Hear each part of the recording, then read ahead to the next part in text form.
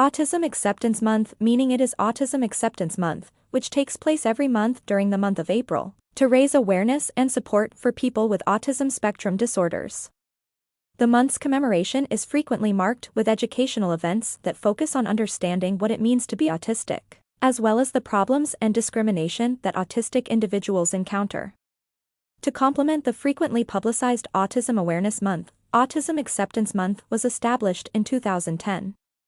The focus of Autism Awareness Month, as well as some of the organizations that promote it, has sparked controversy among autistic persons and their advocates.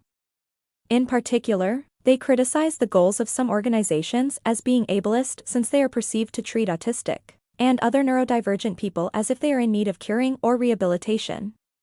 The month is sometimes referred to as World Autism Awareness Month. When does Autism Acceptance Month take place?